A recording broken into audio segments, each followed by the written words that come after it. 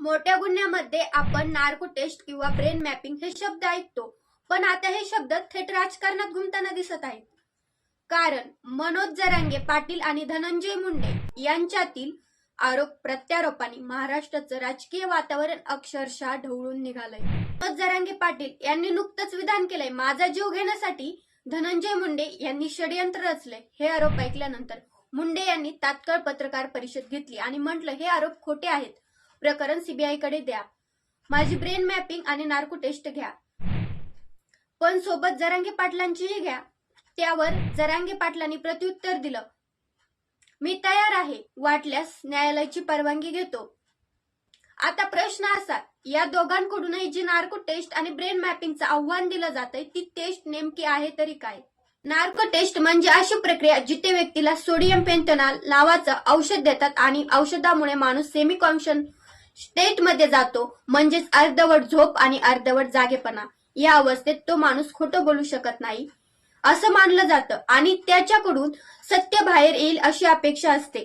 पण महत्वाचं म्हणजे या टेस्टमध्ये मिळालेलं उत्तर पुरावा म्हणून न्यायालयात मान्य नसतं, कारण त्या क्षणी व्यक्तीचं मानसिक संतुलन पूर्णपणे नियंत्रणात नसतं.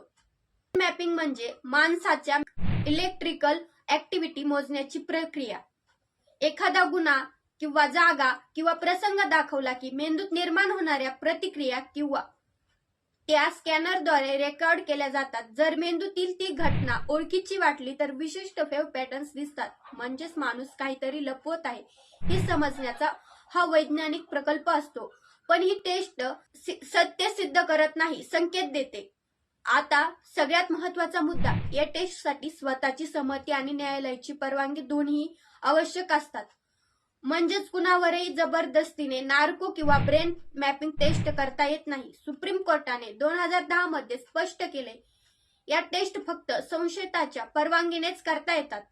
आता प्रश्न असा, जर मनोज जरांगे पाटील आणि धनंजय मुंडे या दोघांनी लिखित संमती दिली तर न्यायालय परवानगी देऊ शकतं का? हो, शक्य आहे, पण हे कायदेशीर चौकटीत आणि न्यायालयीन आदेशानेच होऊ शकतं. म्हणजेच उद्या दोघांनी तयारी दाखवली तर कोर्टाने परवानगी दिल्याशिवाय टेस्ट होणार नाही. मग अखेर या दोघांची नार्को टेस्ट आणि ब्रेन मॅपिंग होणार का? हा निर्णय आता न्यायालयाच्या हातात आहे. पण एक गोष्ट नक्की, या टेस्टच्या चर्चा सुरू झाल्यानंतर महाराष्ट्राचं राजकारण आता सायंटिफिक थ्रिलर सारखं बनलंय. आपल्याला काय वाटतं, या टेस्ट व्हाव्यात की नाही? तुमचं मत कमेंटमध्ये नक्की सांगा.